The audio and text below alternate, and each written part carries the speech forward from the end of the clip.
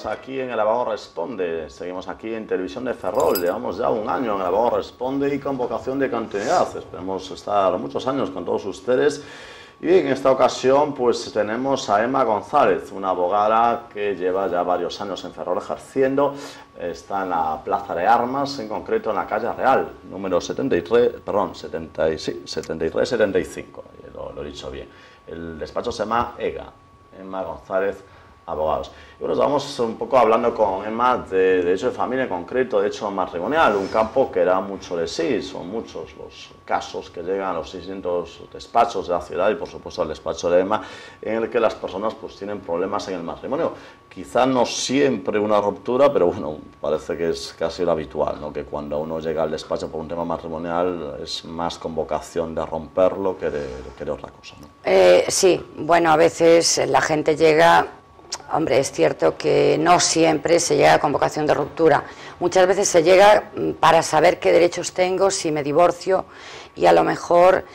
no hay voluntad de divorciarse. Es decir, sí es cierto que hay clientes que a lo mejor les gustaría recuperar su matrimonio. Pensemos que cuando uno se quiere divorciar, a lo mejor el otro no tenía intención de eso, es decir, el otro a lo mejor tenía intención de recuperar ese matrimonio. De ahí nacieron las mediaciones familiares, acudir al mediador, ir a un psicólogo y, bueno, determinada gente que se dedica a este tipo de, bueno, pues que la pareja se reconduzca, pero para eso hace falta la voluntad de los dos, es decir, si uno de ellos no quiere, yo lo que les digo es que lo tienen que asumir, que por supuesto acudan a un psicólogo o a un psiquiatra que les ayude a llevarlo. Pero está claro que hay que regular una situación jurídica y hay que hacerlo de la mejor manera posible y que sea lo más ventajoso para los dos siempre, sobre todo para los hijos. Si hay hijos son los más perjudicados y a veces, la mayoría de las veces desgraciadamente, y esto es una pena, yo aquí lanzo un mensaje para que los padres que tienen hijos pequeños y que decidan romper su matrimonio y se van a divorciar, o incluso siendo pareja de hecho, que se comporten como adultos y que no se conviertan, no se pongan en la edad de sus hijos, porque se utiliza a los niños como moneda de cambio para hablarle mal del otro y eso es perjudicial para el niño. Es decir, hay que pensar siempre en los menores, tengan la edad que tengan. Yo he visto casos de todo tipo, yo he visto chiquillos de 8 años, 9 años, que además cuando acuden a declarar al juzgado se entiende que van a declarar cuando tienen suficiente juicio y a los 12 serán oídos, es decir, obligatoriamente se les oirá en el caso de divorcios o de separaciones en las que no hay acuerdo y entonces se convierte en contencioso, es decir, no es mutuo acuerdo y muy cerebrales, muy concienciados, sabiendo muy mucho con quién quieren vivir, con quién no quieren vivir y sin embargo también he visto chiquillos de 16, 17 años, 15 años que ya son muy mayorcitos, que ya tienen, hombre, ya son adolescentes, ya desmoronados totalmente, es decir, que además te sorprende que chicos tan mayores, es decir, que el sufrimiento no es patrimonio de una edad tampoco, es decir, hay gente que tiene más serenidad y otra menos, incluso en chavales jóvenes. Sí, sí. Por lo tanto, un poco el mensaje que queremos sacar claramente, bueno, que ponemos a la ciudadanía es que si de ahora se decide dar ese paso, que por supuesto es muy doloroso y nada deseable en cualquier matrimonio, que miren más por los hijos que por ellos mismos, claro, porque en muchos casos el utilizar a los hijos, bueno, muchos no en todos los casos, es puro egoísmo, claro. Sí, es puro egoísmo, pero bueno, quizás sea entendible y no es fácil tomar decisiones porque hay determinados elementos patrimoniales, hay un domicilio, a lo mejor hay una hipoteca, hay unos coches, hay créditos, es decir, no todos son activos, ojalá, y además en la sociedad de crisis que vivimos, pues no todo es dinero, es decir, vamos a ver, aquí recordamos algo que salió en prensa, que es el señor Fernández Tapia se separa de su mujer o se divorcia, y bueno, y se acuerda una pensión compensatoria de 6.000 euros, más varias mansiones y tal. Hombre, no es en el chascarrillo, no, en el chascarrillo de la calle siempre se dice que, bueno, con 6.000 euros al mes y varias mansiones te recuperas de un divorcio, pero muchas veces te divorcias y vas a asumir deudas, es decir, no vas a asumir bienes, es decir, no hay activos en esa pareja, y eso, incluso que se dice, bueno, ahora parece que se retrasan los divorcios porque no hay dinero para divorciarse. Es difícil porque uno de los dos se tiene que ir de casa. La ley establece mecanismos como es la guardia y custodia compartida. La guardia y custodia compartida está muy bien y efectivamente tanto el padre como la madre en una sociedad en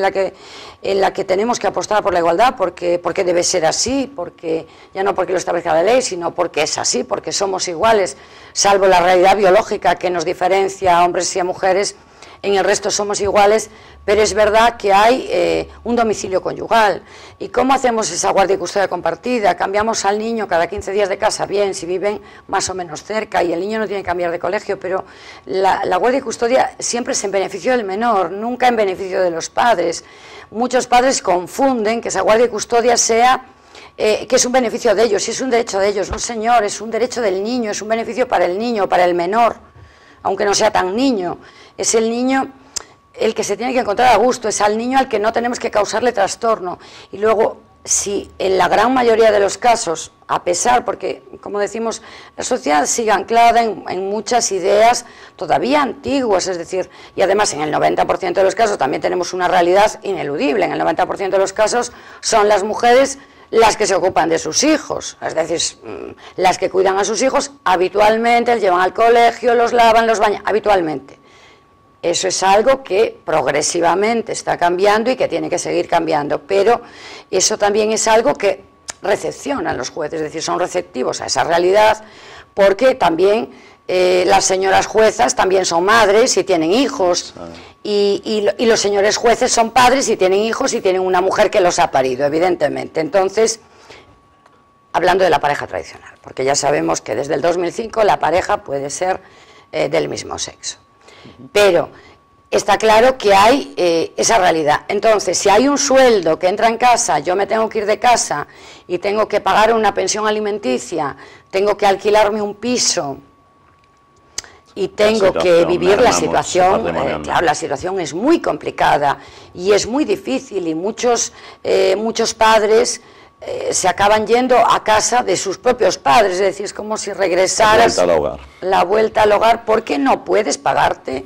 Ese costar, eso. De todas formas, vamos a aclarar una cosa antes de que tengamos de alguna forma pues cierta reacción del público. Cuando Emma dice que un 90% de las mujeres son las que siguen haciendo las tareas domésticas, lo dice de forma aproximada, no quiere ser obsesiva, porque seguramente estarán viéndonos muchos padres que ayudan, incluso a lo mejor hacen la mayor parte de las tareas del hogar, y vamos, seguro que es así, pero bueno, ha dado unas cifras muy aproximadas. Evidentemente, quiero decir que sí hay, exactamente, hay esa tendencia, y por lo que te no es estadístico. Claro, por lo que te cuenta la gente, evidentemente, eso está cambiando mucho. Cierto que el hombre se incorporó mucho a la tarea de la mujer, pero todavía tenemos que avanzar mucho en ese sentido. Es decir, una cosa es lo que nos diga la ley, una cosa es lo que establezcan bueno, pues nuestros políticos, que yo creo que en ese sentido la ley de igualdad